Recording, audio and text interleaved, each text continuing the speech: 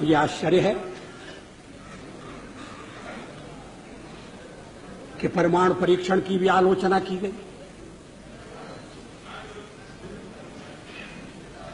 पूछा गया देश के सामने कौन सा खतरा था। मैं 1974 में सदन में था जब श्रीमती इंदिरा गांधी के नेतृत्व में परमाणु परीक्षण किया गया था। हमने उसका स्वागत किया था, प्रतिपक्ष में थे फिर भी स्वागत किया था, क्योंकि देश की रक्षा के लिए वो किया गया था।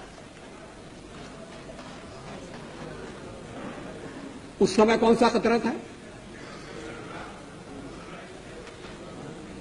क्या आत्मरक्षा की तैयारी तभी होगी जब खतरा होगा? अगर तैयारी पहले से हो तो जो खतरा अगर आने वाला है तो खतरा भी दूर हो जाएगा। खतरा अमल में नहीं आएगा।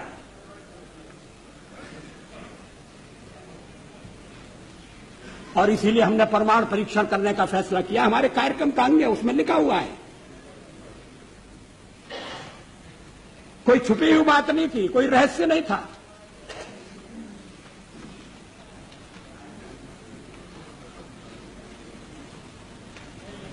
अध्यक्ष महोदय, परमाणु परीक्षण के बारे में श्री चंद्रशेखर जी ने कुछ विचार व्यक्त किए हैं।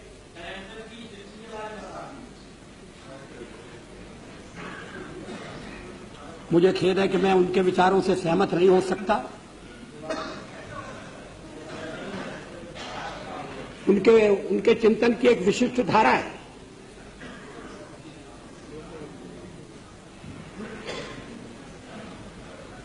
लेकिन 50 साल का हमारा अनुभव क्या बताता है?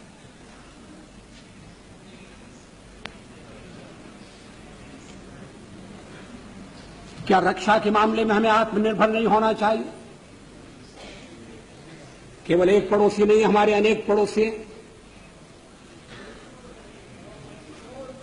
इस समय यूरोप में क्या हो रहा है वो एक चेतावनी है।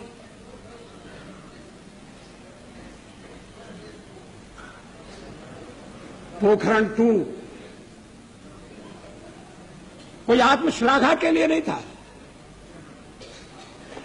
कोई पुरुषार्थ के प्रकटीकरण के लिए नहीं था, लेकिन हमारी नीति है और मैं समझता हूं ये देश की नीति रही है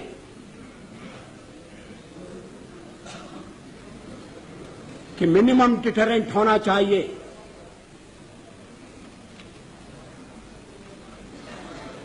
वो क्रेडिबल भी होना चाहिए।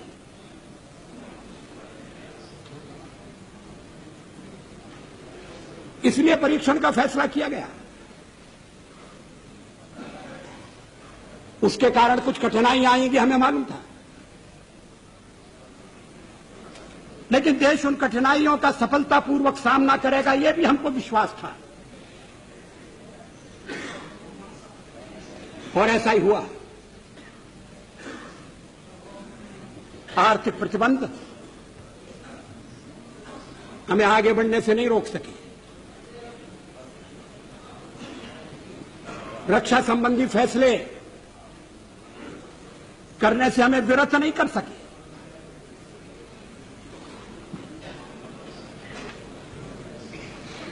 लेकिन परीक्षण के साथ हमने यह भी ऐलान किया कि हम परमाणु हथियारों का प्रयोग करने में पहल नहीं करेंगे। No first use. हमने यह भी कहा कि जिनके पास परमाणु शस्त्र नहीं है, हम उनके विरुद्ध उनका उपयोग नहीं करेंगे।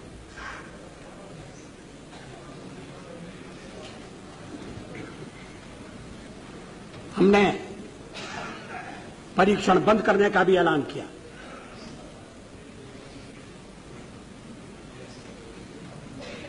सचमुच में पोखरण में हम एक और परीक्षण कर सकते थे,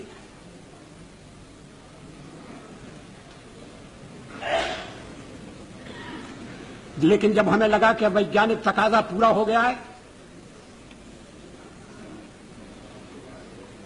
तो उस परीक्षण को हमने छोड़ दिया।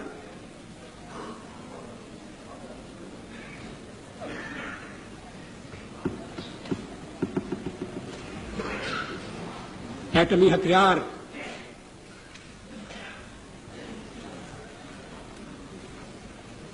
रक्षा के लिए भी हो सकते हैं।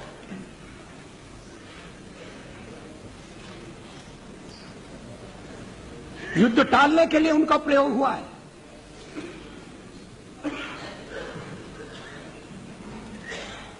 इतने वर्षों तक यूरोप में शांति रही, दो शिविरों में बटे हुए विश्व में युद्ध नहीं हुआ।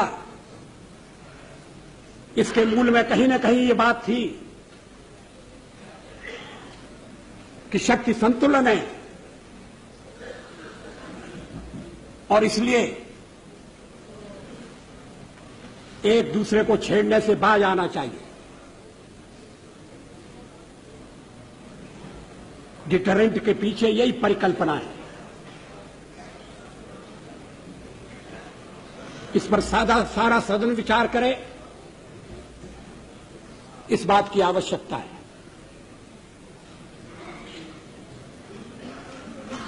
आलोचना तो अग्नि 2 की भी हुई है।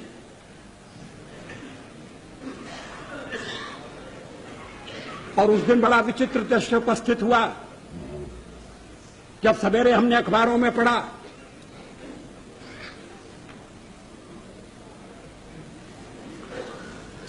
कि हमारे एक पुराने मित्र ने, हमारी एक पुरानी मित्र ने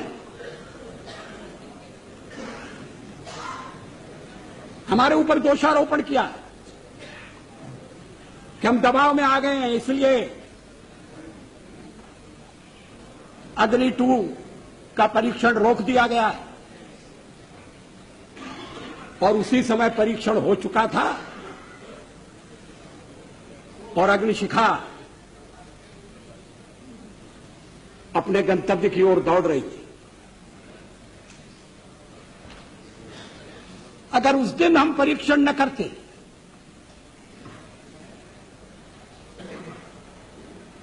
तो वो उनका वक्तव्य भ्रम पैदा कर सकता था।